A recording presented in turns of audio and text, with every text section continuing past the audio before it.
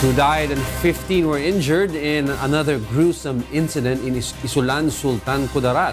Charlie Barredo will tell us why. Barely a week after the explosion of an improvised explosive device in Isulan, Sultan Kudarat, the town was once again horrified by another blast that ripped through an internet cafe on Sunday night. The explosion left 2 dead and injured 15 others, 4 of them in critical condition according to authorities. 6th Infantry Division spokesperson Captain Arvin Encina said investigation is ongoing to find out who the perpetrators of the bombing incident are. Patuloy po nating sinusubaybayan ito. Monitor po natin yung kanilang mga galaw at plano at to conduct to show terror hindi lamang dito sa Sultan Kudarat, Maguindanao, but internationally. Kung sa ganon ay makakuha ng atensyon at financial support. Due to the incident, the PNP maintains a full alert status in Mindanao while martial law is in effect. Philippine National Police spokesperson Police Senior Superintendent Benigno Durana emphasized that the PNP has even intensified its security measures and intelligence gathering in the region, especially in checkpoint areas. PNP Director General Oscar Albayalde has also ordered the relief of Isulan Town and Sultan Kudarat provincial police officials in the wake of the bombing.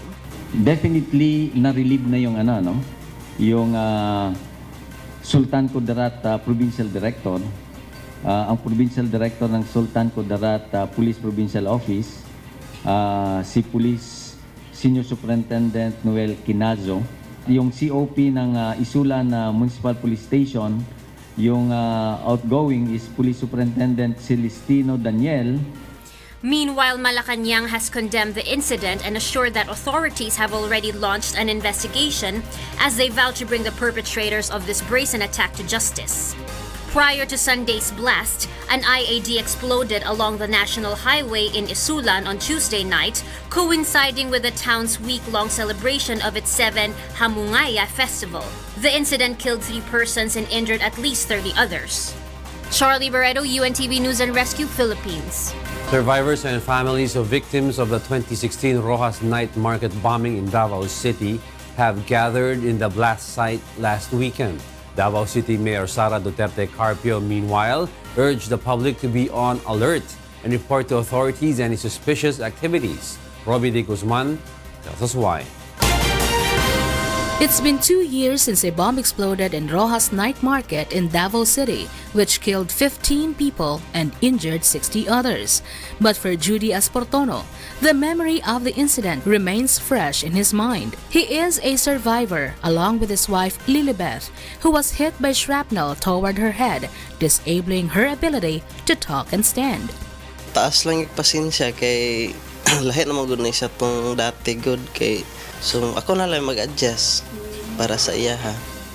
Ug unsa iyang pangayon ihatag lang para walay dili siya magkuan ba dili siya magsamok. Kay kuan man gud siya good irritable na siya sa pagkakaroon. Though Judy feels devastated over the state of his wife, he's still happy for all the support they are getting. He also hopes to attain justice for all the victims. Unta lang kasi man tong nagbuhat ani sila na lang makonsensya na lang gid sila.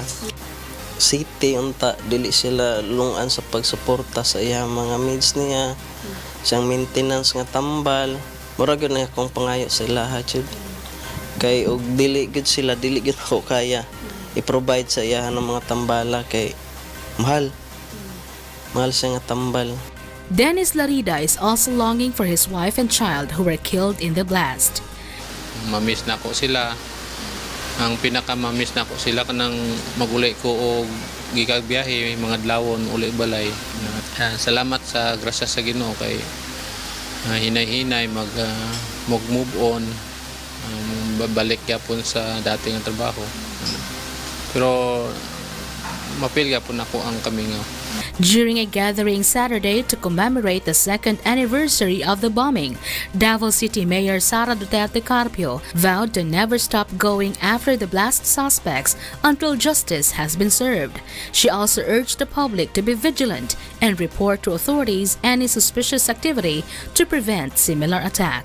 What we just ask of you is that you support us, you help us, and let us know if there is anything that you know about plans na makadaot para sa ato ang syudad sa Davao. From the national government agencies, everybody wanted to help. In fact, we have a trust fund for those families left by the victims, and we use that trust fund for many of you. Robbie de Guzman, UNTV News and Rescue. Malacanang condemns the latest bombing incident in Isulan, Sultan Kudarat, which left 2 dead and injured 15 others. In a statement, the palace assured that authorities have already launched an investigation as it vows to bring the perpetrators of this attack to justice. The blast on Sunday night ripped through an internet cafe, which follows an explosion along the national highway in Isulan on Tuesday, killing 3 persons and injuring at least 30 others. The Philippine National Police have ordered the relief of Isulan Town and Sultan Kudarat provincial police officials in the wake of the bombing. Definitely na-relieve na yung yung Sultan Kudarat Provincial Director, ang Provincial Director ng Sultan Kudarat Police Provincial Office, si Police Senior Superintendent Noel Quinazo, yung COP ng Isulan Municipal Police Station, yung outgoing is Police Superintendent Celestino Daniel. Attorney Duterte has resigned as Supreme Court's Chief of Public Information Office and Assistant Court Administrator effective Friday. In his resignation letter, Te said his term was coterminous with ousted Chief Justice Maria Lourdes Sereno, but was extended pending the appointment of a new Chief Justice and a new SC spokesperson. Te was appointed by Sereno in 2013. De Castro has designated Attorney Maria Victoria Gleoresti Guerra as his replacement upon acceptance of his resignation. Meanwhile, De Castro called on court employees not to be swayed by criticisms against the High Court. She also asks other branches of government to respect the judiciary. I'd like to say that people outside would like to judge us by what they hear or see from afar. But it is us, the justices and the employees and officials of the court, know what is happening inside the Supreme Court. President Rodrigo Duterte kicked off his 4-day official visit by thanking the State of Israel for its humane treatment of Filipinos working in the country. Speaking before the Filipino community Sunday night, the president said he has yet to receive reports of maltreatment against overseas Filipino workers in Israel.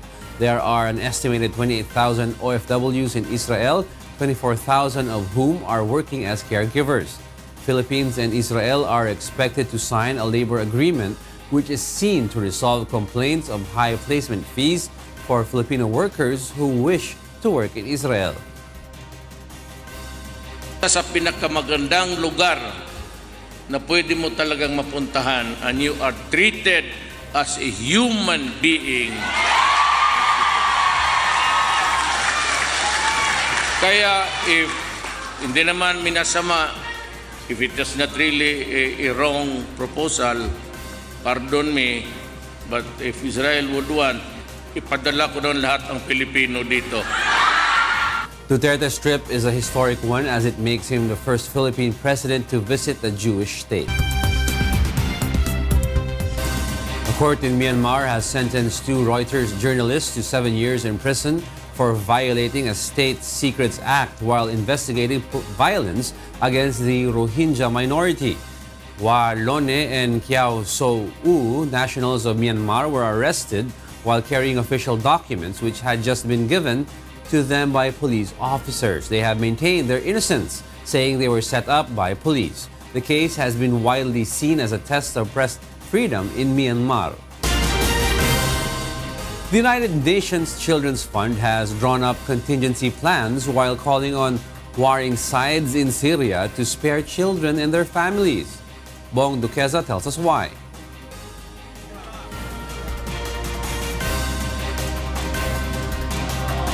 More than 1 billion Syrian children are at risk in the event of a government military assault on a rebel-held province of Idlib, the United Nations Children's Fund said on Friday, calling in warning signs to spare civilians.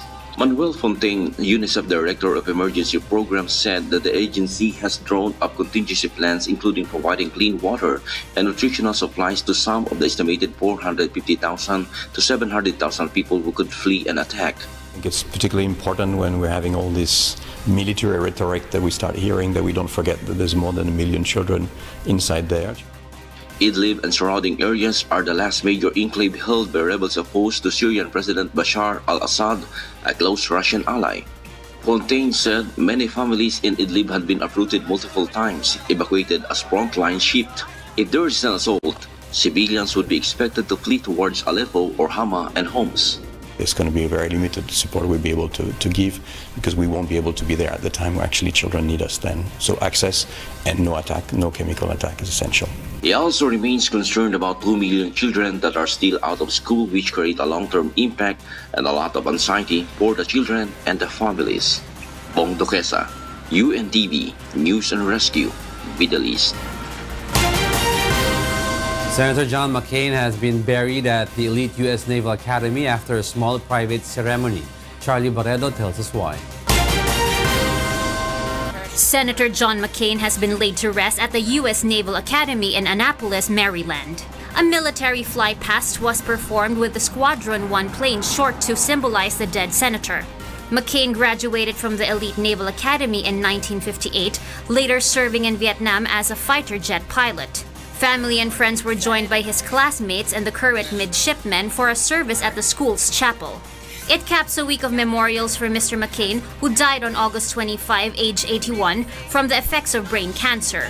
On Saturday, heavyweights from across the political spectrum gathered at the Washington National Cathedral to remember the Arizona senator who became one of America's most high-profile politicians. President Bush and I are among the fortunate few who competed against John at the highest levels of politics. He made us better presidents, just as he made the Senate better, just as he made this country better. A eulogy by the statesman's daughter, Meghan, one of his 7 children, included a thinly veiled swipe at President Donald Trump. The America of John McCain has no need to be made great again because America was always great. Crowds lined the route as the senator's final motorcade traveled to the academy in Annapolis. McCain was buried next to his classmate and friend, Admiral Chuck Larson, who reserved 4 plots in the idyllic cemetery for the pair and their wives before his death in 2014. Charlie Barredo, UNTV News and Rescue. 18 people were injured after a passenger plane veered off and caught fire in an airport runway in Sochi, Russia. Meanwhile, more than 20 million ancient scientific items were turned into ash after a fire hits a national museum in Rio de Janeiro, Brazil. Beverly Saison tells us why. In Russia, a Russian passenger plane ran off an airport runway outside Russia's southern city of Sochi early on Saturday and caught fire, injuring 18 people. According to Russia's healthcare ministry, 18 people were injured, but there were no fatalities. State news agency RIA reports on Sochi airport staff member died during the cleanup operations. UT Air's Boeing 737-800, carrying 164 passengers and 6 crew members from Moscow to Sochi, did not break in time after landing, according to local emergency services. Russian flight safety watchdog will conduct an assessment of Sochi Airport and UT Air. In Germany, Bavarian Interim Minister Joachim Herrmann arrived at Germany's Walburg refinery on Saturday after an explosion and fire erupted early in the morning. Firefighters started to get the situation under control by midday, while emergency services had evacuated 1,800 residents in the area. Authorities said 9 people were injured in the blast and one of them suffered severe injuries. The fire was not feared to spread to nearby houses and would cause no threat to residents. Police said they could not comment on the impact on production or financial damage at the 120,000 barrels per day facility. The cause of the blast is still unknown. And in Brazil, a huge fire has broken out at the National Museum of Brazil in Rio de Janeiro, the oldest scientific institution in the country. Firefighters are tackling the blaze at the building, which contains more than 20 million items in its collection. There have so far been no reports of any injuries in Sunday's fire. The museum, which once served as the residence of the Portuguese royal family, celebrated its 200-year anniversary earlier this year. Beverly Saison, UNTV News and Rescue.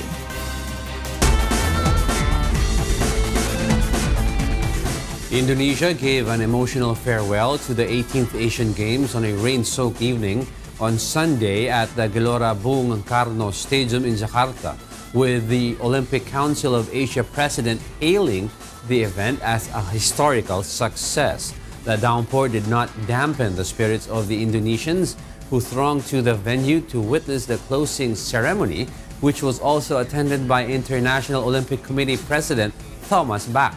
China topped the medal table with 132 gold medals, with Japan coming second with 75, Republic of Korea third with 49 golds, while host Indonesia accrued 31 golds to finish fourth in the standings. The Philippines, meanwhile, finished with on the 19th place with 4 gold, 2 silver, and 15 bronze medals.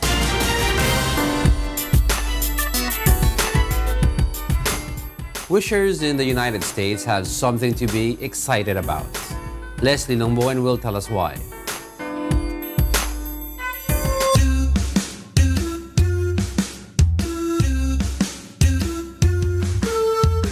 Wish 1075's reach is getting bigger and bigger as the famous Wish bus is set to be launched in Hollywood in the USA.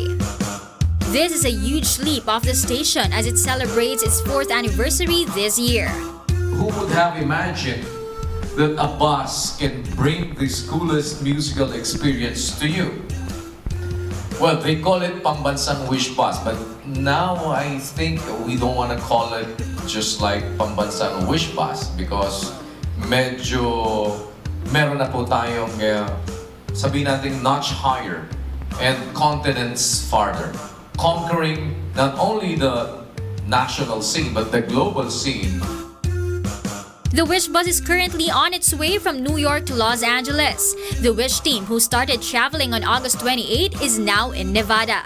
Because of its unique concept, the Wish bus has been widely known in the Philippines and other countries. This is where the well-loved Wish-exclusive videos are taken.